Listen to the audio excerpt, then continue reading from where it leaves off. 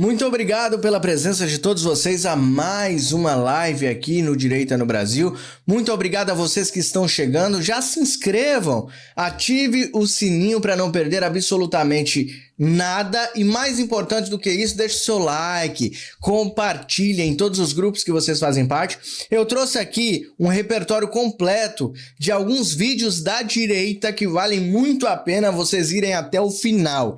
Então fica aqui comigo até o final que vocês não vão se arrepender.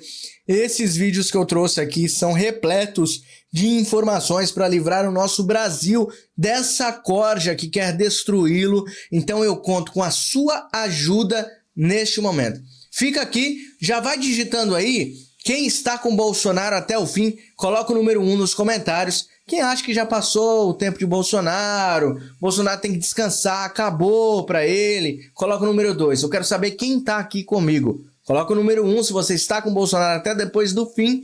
Número 2, quem acha que Bolsonaro tem que passar o bastão para outra pessoa, ok? Eu já volto aqui, acompanhe comigo. Eu escrevi uma carta aberta ao Donald Trump no X, óbvio que eu mandei essa carta por outras vias, falando da situação do Bolsonaro. O Bolsonaro é refém hoje político, ele é um prisioneiro político, ele é um preso político, 98 dias hoje, não é isso? Acho que é 4 de agosto, só fazer as contas, 4 de agosto, 4 de setembro, 4 já tem 3 meses e 6 dias, 96 dias, né? Não é isso? 96, 97 não é muito dias. boa não, mas... Mas enfim, Bolsonaro como preso político, né, e o Donald Trump sofreu algo similar. O Trump só não foi preso porque aqui é Estados Unidos, o caso dele estava não na Corte Suprema, mas ocorrendo de maneira parcialmente correta, né? Ele conseguiu dar a volta por cima, infelizmente o Bolsonaro não. Só um detalhe, Alan, que eles fizeram uma jogada para jogar o caso para Nova York, né? Porque tinha um juiz ali que eles sabiam que era contra o Trump. Mas mesmo assim, o Trump conseguiu reverter. Conseguiu reverter a duras penas. O Partido Republicano queria já dar um ipom no Trump há muito tempo, porque assim que o Trump, com muitas aspas, perdeu a eleição fraudada de 2020, eu falo fraudado porque ele mesmo afirma isso, né? Ele e o Kash Patel, que é o diretor do FBI. Sim. Então, a eleição fraudada de 2020, o establishment republicano queria, porque queria que o Trump, ele, não, diminui o discurso, por favor, a gente tem que acalmar os ânimos, chega de polarização, a gente precisa dialogar, que não sei o quê. E o Trump falou, nananina não. O Trump 2.0 é fruto de tudo isso que queriam fazer com ele, né? Ou seja, não é que ele irou-se contra o Partido Republicano. Foi o Partido Republicano que se mostrou, na verdade, um centrão, né? Ou seja, ali tinham poucos que queriam alguma coisa séria, né? Aqui tem disso, né? O centrão, ele tá entre o partido... Tem gente dentro do Partido Republicano e gente dentro do Partido Democrata. Não é muito diferente no Brasil, nos partidos que nós temos hoje lá. E o Bolsonaro é um refém, precisa urgentemente ser libertado, e não só ele, como todas as pessoas que estão reféns do Alexandre de Moraes e de toda essa situação do Brasil. A situação do Brasil hoje, ela não tem um nome, né? É um troço assim, parece uma necrose que tomou quase o corpo inteiro. Como é, Pavanato, você enfrentar o trabalho político sabendo que, como vereador, né, o seu eleitor, provavelmente, o seu eleitor ou eleitorado, possível eleitorado, vai ser uma mãe que o filho está escutando Oruan, assistindo futebol ali na Band, vendo o craque Neto, né, falar asneira política. O cunhado desse menino, né, que tá escutando Oruan, tá na correria, fazendo Uber, mototáxi, se matando para trabalhar. Se tiver algum parente na polícia, não sabe se o cara volta vivo, ninguém toca nos assuntos sérios. Cara, qual é o desafio de você chegar na política e ver que a bolha da internet não está presente no mundo real, que é o que a gente sempre bate aqui. Nós somos maioria. Tudo bem, parabéns, foi um mais votado, né? Mais votado. Mais votado. Não, Mas passou de 1 milhão, né? Não? 161 mil votos. não, foi vereador. Vereador. Mas dentro da cidade de São Paulo, né, você sabe que o São Paulo não é a direita. Outro dia, o pessoal de Santa Catarina ficou bolado comigo, eu falei assim, saiam da bolha. Vocês vão ver que existe um mundo do lado de fora que não é de direita. Que a gente precisa alcançar essas pessoas. Como é que você tentar comunicar pra galera que já te apoia, falar assim, ó, galera, o mundo real é diferente da internet. Cara, eu acho que a maior dificuldade, tá? Que, assim, eu fico pensando uma mãe que trabalha como empregada doméstica, ela tem que sustentar vários filhos, muitas vezes o pai abandonou, etc. A realidade muito dura. E essa mãe, ela frequenta uma igreja evangélica, é um exemplo que eu tô dando. Ela tem os seus valores ali, por isso ela vota na direita. O mais difícil é porque, geralmente, como o Brasil a situação é muito dura, as pessoas depositam uma esperança além da medida no político. Então, muita gente, eu tenho certeza que votou em mim, acredita que eu sou a solução para os problemas. E quando você entra, você começa a perceber, caramba, minhas mãos estão muito atadas, cara. Não tenho tanta ferramenta para satisfazer aquilo que as pessoas colocaram de expectativa em mim. E realmente, aquilo que você falou, as pessoas acham que a massa é o nosso público, né? A massa é aquela galera que consome o nosso conteúdo. E não é. Não é. A pessoa ela vai votar naquele que trouxer as propostas que mais dialogam diretamente com a realidade deles. Então, acho que o grande feito do Bolsonaro e o que fez ele conseguir vencer no Brasil foi romper a barreira que existia no Nordeste, né? No Norte e no Nordeste.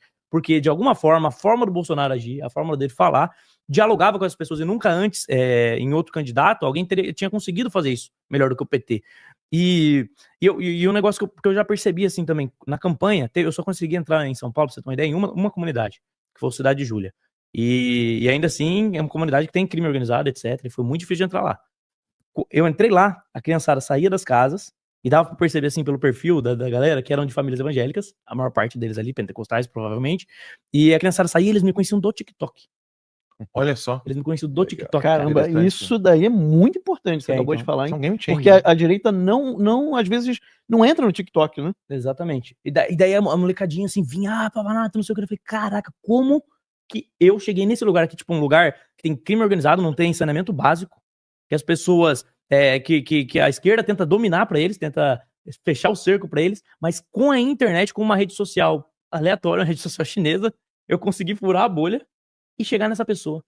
Por que será que o Pavanato tem dificuldade de entrar numa favela dominada pelo tráfico de drogas e o Flávio Dino e o Lula não? Mas exatamente. É o peso, né? Por quê? Por quê?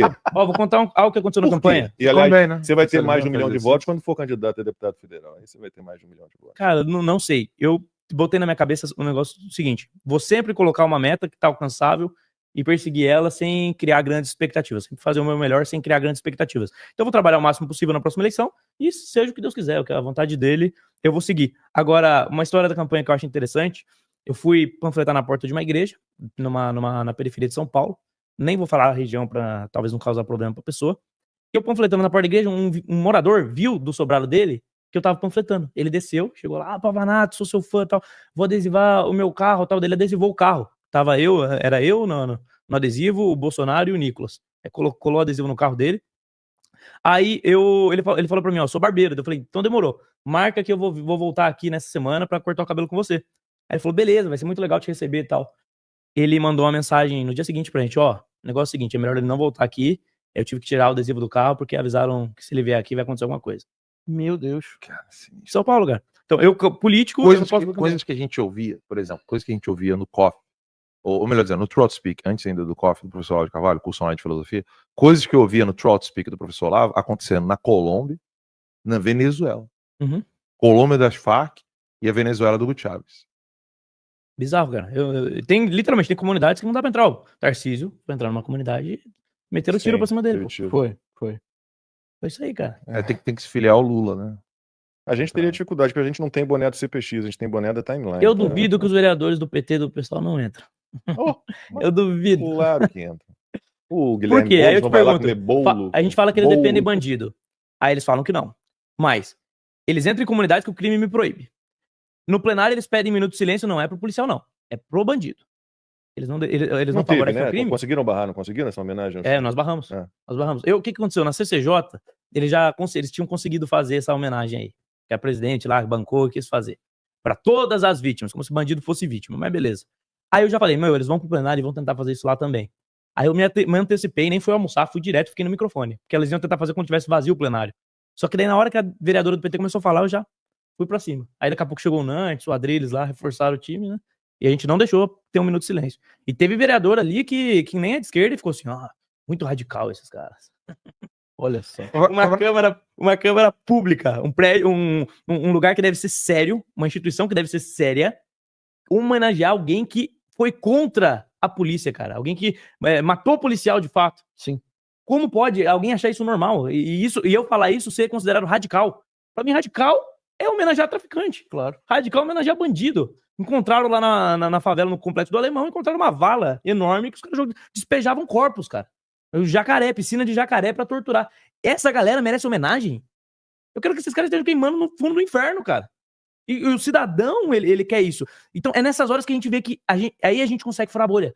Quem tá na periferia, quem mora nesses bairros dominados pelo crime, concorda com a gente. Sim. Não concorda com o parlamentar do PT que precisa pagar pedágio pro crime. Eu não preciso pagar pedágio pro crime. Eles precisam. Então, é nessa hora que o nosso discurso tá em consonância com o que eles pensam. Agora, uma pergunta pro pai, né? O esposo, o cristão, Lucas Pavanato, não pro político. Você falou aí, as igrejas, jovens de igreja que estavam manifestando apoio para você. São décadas e décadas e décadas de trabalho para a destruição da formação de padres e pastores. Uhum. Toda a América Latina. São décadas e décadas de imagens, né, de pastor em novela o ladrão que só quer dinheiro e o padre é sempre aquele bonachão idiota que é enganado por todo mundo. Ou seja, são décadas de trabalho contra os cristãos. Como é que você vê essa proteção, né, que a gente sabe que é espiritual e divina, mas como é que você vê essa proteção das pessoas que estão na igreja olharem para você e falar assim, pô, era disso que eu estava esperando ver na política? Tem um trabalho, eu tô fazendo teologia, né? Tenho tentado estudar teologia, o tempo é às vezes difícil, eu acabo comendo bola em algumas matérias, mas... O Max é formado em teologia. Sim. Então, eu tenho estudado teologia. E é realmente, assim, até mesmo num seminário conservador, você vê que sempre tem influência no caso dos evangélicos, da missão integral. Que não tem como dizer que é exatamente a versão evangélica da teologia da libertação, porque o pressuposto inicial é diferente, só que acabou virando mais ou menos a mesma coisa. Que é o que acontece? O teólogo, em vez de ele ler o texto bíblico, olhar para o contexto onde ele foi escrito e extrair a verdade do texto, ele passa a usar um filtro, usar uma chave hermenêutica, que é o marxismo, que é a leitura marxista da luta de classes, etc. E ele coloca uma visão completamente anacrônica para interpretar a realidade bíblica. E daí a Bíblia passa a ser passa a ser nada mais, nada menos do que tudo para um comunista, né? O comunista ele instrumentaliza tudo para os seus propósitos. E a Bíblia e a teologia passam a ser mais um instrumento para esse propósito. E aí que você vê pastor, padre ateu, falando em nome de Deus, falando da Bíblia, fingindo que não é ateu, né? Fingindo que ainda acredita em alguma coisa, mas somente para propagar ideais socialistas, ideais marxistas. Você tem o exemplo, por exemplo, lá do Ed Renekiewicz. O cara é um completo... o que ele mais faz nas pregações dele é desacreditar a palavra de Deus, desacreditar o que a Bíblia explica. Só que é interessante, né? Porque o trabalho foi para cooptar as pessoas mais humildes por meio dessas distorções teológicas. E o que aconteceu foi eles migrando para o pentecostalismo, que é uma versão que surge e cresce à margem da teologia profissional, e que é uma versão, muitas vezes, até mais conservadora, muito mais conservadora do que era o protestantismo antes, e foi exatamente essa versão que as pessoas se identificaram e abraçaram. Por quê? Porque é uma versão genuína de cristianismo. É uma versão de pessoas que acreditam de fato, ali não tem meia-verdade. Se a Bíblia está dizendo, é isso e ponto final. Então, tem esse aspecto teológico que eu acho interessante.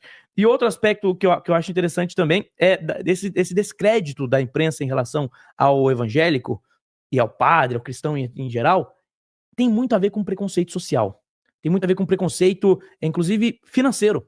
Porque quem que é o pentecostal? Quem que é o carismático, o católico carismático? É o cara com uma boa condição financeira ou é a pessoa humilde? O pentecostalismo, o carismatismo dentro da igreja católica é a religião da faxineira. É a religião do mecânico. Então, essa elite esquerdista que gosta de pobre, somente se o pobre seguir o que eles pensam, somente se o pobre seguir a cartilha, eles têm nojo. Tem rogerizo. Viralizou o vídeo daquela influenciadora de esquerda lá, que se auto-intitulava Esquerdogata, era um trabuco. A testa era um outdoor. Humilhando o policial, falando que o sapato dela valia mais que o salário dele. E ali é interessante, porque como ela tava bêbada, a verdade saiu, né? Sim. É isso que tá no coração. In vino veritas, conhece essa frase? Frase latina. No vinho é verdade. Exatamente. In vino veritas. Bebeu, falou a verdade. E ali saiu a verdade do coração dela. Mas ali é só o que eles são. Eles são pessoas... Não existe nada mais elitista do que um militante de esquerda. Não existe nada mais elitista do que um político de esquerda, porque ele quer que o pobre seja domesticado.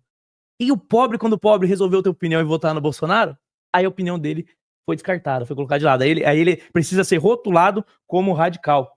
É interessante, eu gostava muito quando eu era criança de assistir A Grande Família. Inclusive o Agostinho é 10 vezes melhor que o próprio ator, né?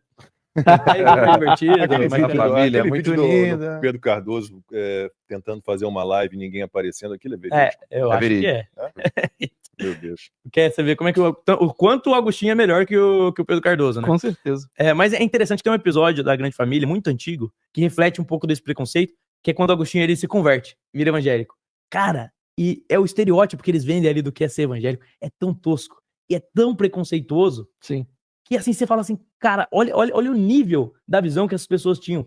E o que tá salvando, o que sustenta hoje ainda alguma esperança para o nosso país, alguma base de valores, é exatamente o carismatismo, o pentecostalismo, que foi a religião que penetrou nas comunidades, na periferia, etc. E é interessante, meu pai, por exemplo, ele vem de uma família muito pobre, no interior do Paraná, trabalhava na roça, tinha mal e mal o que comer, só que ele nunca foi pro crime, nenhum membro da família se desvirtuou. E eu sempre digo, eles nunca se desvirtuaram por um motivo, porque a minha avó entrou dentro de uma igreja evangélica, encontrou Jesus e falou, eu não tenho nada, mas eu vou me apegar nesse homem, vou me apegar nos valores que esse homem transmite. E ela conseguiu, baseada nesses valores, junto com meu avô, etc., criar filhos mesmo na pobreza decentes e que conseguiram crescer minimamente na vida. Conseguiram sair de uma pobreza onde às vezes faltava até comida para ter as suas casas, ter os seus carros. Então, quando a esquerda diz que quer ajudar o pobre, mas ataca a família e a igreja, ela está atacando justamente a última instância que pode proteger e pode livrar uma pessoa dessa situação de pobreza. Não, e isso que você contou é a verdadeira ascensão social que eles tanto pregam, né? Só que é uma ascensão pelo mérito, não pode existir mérito para eles. Não pode a pessoa lutar e conquistar. Ela tem que ser gratificada pelo Estado, gratificada pelas vantagens que eles oferecem. Não é a pobreza que empurra alguém para a criminalidade. Exato. Não é. Exatamente. Não é como o Lula e o Gustavo Petro dizem que é, né? Não, assim como não é vice-presidente que leva a pessoa à prostituição. Até porque se você fala que é a pobreza que leva a pessoa para criminalidade, você tá falando que os 99% que são honestos, estão lá ralando e sofrem com vagabundo metendo arma na cara, você tá jogando essa galera, chamando eles de bandido. É isso. Então você tá transformando a exceção, o que não é exceção, em exceção. Exatamente. Que é a maioria avassaladora. Né? Agora, eu acho que o recado da prisão do Bolsonaro que o sistema tá dando é: vocês não podem seguir esse caminho. Uhum. O Bolsonaro como refém, e aqui eu não falo para os apoiadores do Bolsonaro, aqui eu tô falando para aqueles que ainda tem, sabe, o famoso nojinho, né? Essa pessoa, se você é uma dessas pessoas, provavelmente você não está assistindo o programa agora, porque quem nos assiste sabe muito bem o que eu tenho a dizer. Mas você que vai assistir depois desse programa, um corte, lembre-se, né? O seu nojinho do Bolsonaro não vai te livrar disso que o Pavanato acabou de falar. Se você falar com o povão, se você falar de valores, se você falar de fé, se você falar de esperança, se você falar de livre mercado, se você quiser combater o narcotráfico, se você quiser valorizar o brasileiro real, que é esse que mantém o Brasil de pé, financeiramente, economicamente, a classe média, né, que não é classe média, que é aquele trabalhador que está ali lutando para sobreviver. Se você se comunicar com essas pessoas na política e não servir ao establishment, como o Pavanato estava falando ali, ficar protegendo os outros vereadores, ou os outros deputados estaduais, ou os outros deputados federais, se você caminhar nessa direção, primeiro eles vão querer te esfaquear. Se esfaquear não resolver, eles vão querer te amordaçar para poder quebrar o apoio da base que você tem. Se isso não der certo, eles vão te prender por um crime que você não cometeu. E quando eles te prenderem por um crime que você não cometeu, eles vão querer te jogar na prisão onde estão os narcotraficantes lá atrás que você estava combatendo. O assunto agora é segurança pública. O presidente da Câmara, Hugo Mota, anunciou o deputado Guilherme Derrite como relator do projeto Antifacção, apresentado pelo governo após a mega operação contra o Comando Vermelho no Rio de Janeiro. Derrite era secretário de Segurança Pública de São Paulo até a última quarta-feira. Estava afastado do mandato e retomou a carreira para poder relatar a proposta no plenário. O projeto endurece penas, cria novos tipos penais, amplia poderes de investigação e introduz mecanismos para asfixiar financeiramente facções criminosas. Alexandre, eu quero te ouvir porque essa é uma informação que acaba de chegar. Até no começo da semana eram 2 projetos tramitando de forma muito diferente. O projeto de lei antifacção, que era do governo, né? E um projeto antiterrorismo, que era do deputado Danilo Forte, que o Derrite deveria relatar. E agora houve aí uma reviravolta. Até queria exibir mais uma vez o tweet, a declaração do presidente da Câmara, Hugo Mota, que parece que tentou juntar 2 em 1, tá aí, ó. Anuncia o deputado federal Derrite como relator do PL 5582 de 25, que veio do governo federal, que é o antifacção, e se transformará no marco legal do combate ao crime organizado no Brasil. É interessante, a gente precisa observar como é que isso vai ser conduzido daqui para frente, Alexandre, porque o governo já disse várias vezes que não tem a intenção de classificar a facção criminosa como ato terrorista. É bem diferente do projeto que o Derrite iria relatar. Agora, vamos ver como isso será conduzido daqui para frente. Bom, eu sinto que, se o governo não percebeu ainda a preferência popular, os deputados que serão candidatos o ano que vem à reeleição, certamente estão acompanhando as pesquisas, como aquela da favela, que dá 87, tanto por cento a favor da polícia. Né? São os oprimidos, que não querem mais saber da opressão de uma facção criminosa terrorista. Porque terrorismo, a definição de terrorismo eu já falei nisso, né? Mantém as populações aterrorizadas com violência ou ameaça real, com objetivos políticos. Aí, não, mas isso não é político. É político, sim. O que estão fazendo as facções, se não tomando o poder? O poder econômico, né? o poder social. Estão fazendo isso. O território, a soberania nacional, o judiciário, o legislativo. Estão tomando o poder. Isso é terrorismo, portanto. Eu acho que os deputados, sabendo da posição do povo brasileiro, que está a favor da lei, da ordem, da polícia e contra os bandidos, né, vão juntar essas 2 ideias.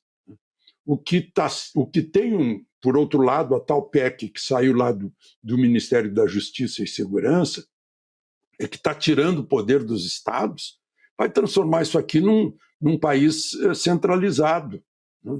Nós somos uma república federativa e não uma república unitária. Não estamos mais na ditadura Vargas, que foi a primeira a mandar, quando o Augusto estava falando, eu lembrei, a primeira a mandar refugiados para a Argentina. Né? Mas, enfim, nós não somos uma república unitária e o governo federal quer dominar tudo e não domina as fronteiras. E quer dominar o combate ao crime nos estados, os governadores estão mais próximos, sabe disso. Então isso aí não tem muita chance.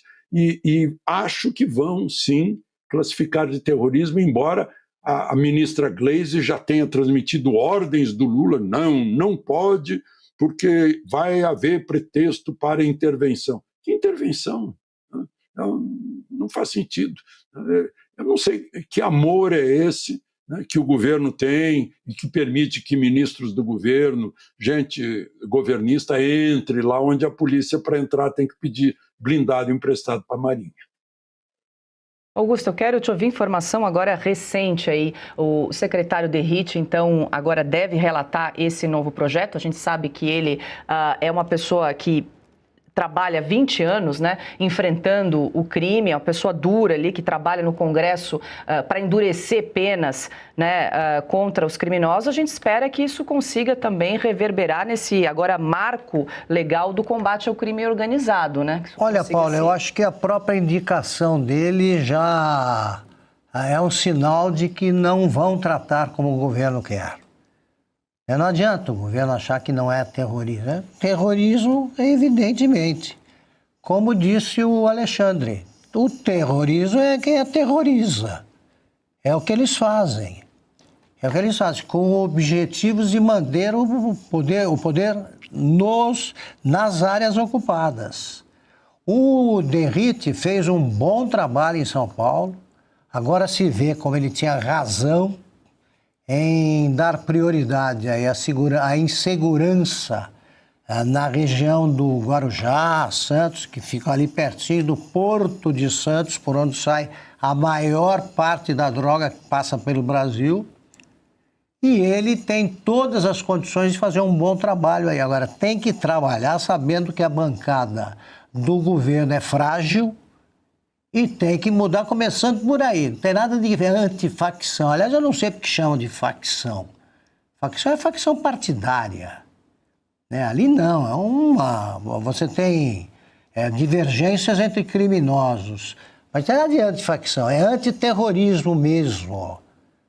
É isso que eles são, criminosos terroristas. Deixa eu aproveitar, Augusto, porque o Derrite se manifestou na rede social X a respeito desse caso. Agora, uma declaração das 18 horas e 45 minutos, justamente a respeito da relatoria. Está aí na tela, então, para quem nos acompanha. Fui designado pelo presidente Hugo Motta e assumo com muita responsabilidade a relatoria do PL Antifacções com um objetivo claro: lutar pela severa punição daqueles que escolhem o caminho do crime organizado.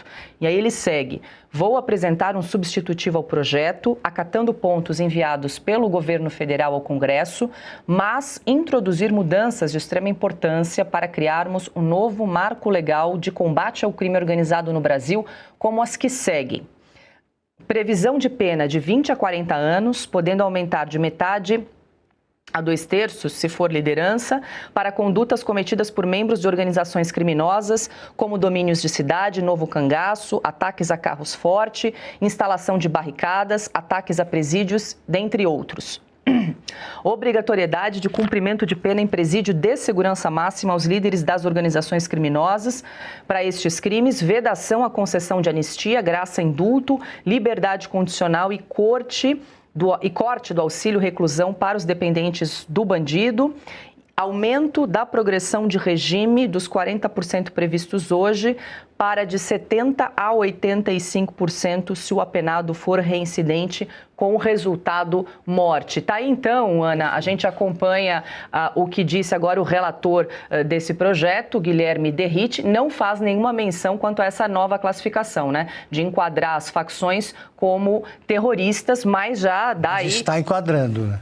De certa forma, sim, né? De certa forma, sim, a gente precisa acompanhar como é que isso vai ser conduzido de agora em diante, já que resolveram juntar os dois projetos num só. A gente sabe que tem a questão de vontade política, muitas vezes a política é a arte do possível, né? Derrite estava a semana toda em Brasília conversando com parlamentares para tentar fazer essa composição.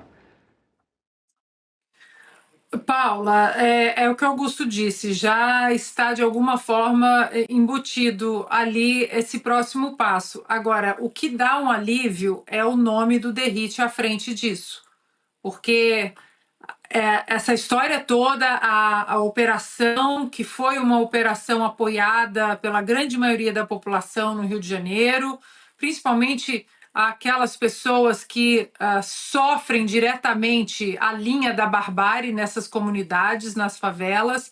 Houve, né, de 8 em 10 pessoas aprovaram essa operação, essa mega operação.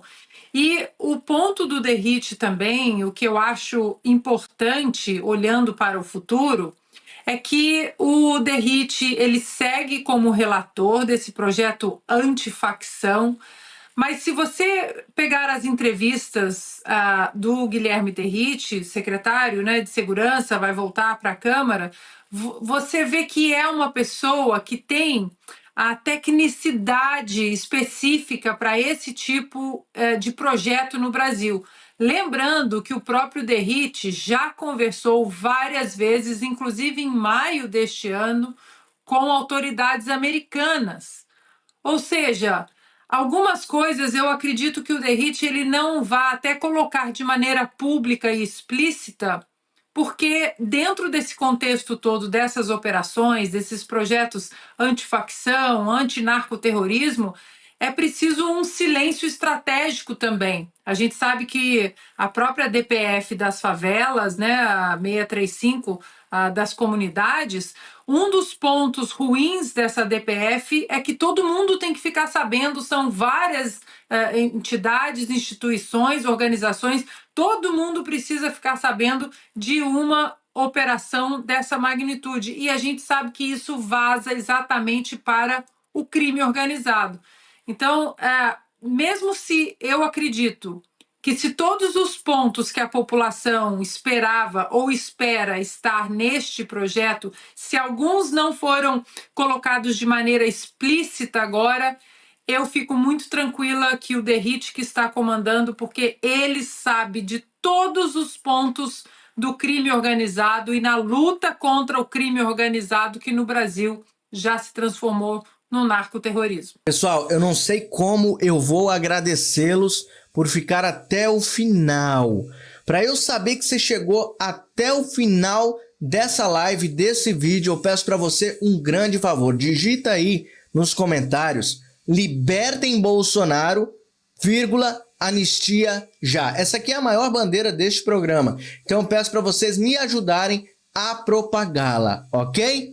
A gente se vê então, às 9, às 4 e às 7 da noite. Todos os dias de domingo a domingo. Eu espero vocês aqui na próxima live. Deus abençoe você, sua família, nossa nação e todos aqueles que lutam e continuam lutando por um Brasil melhor. A gente vai vencer essa parada. Beijo.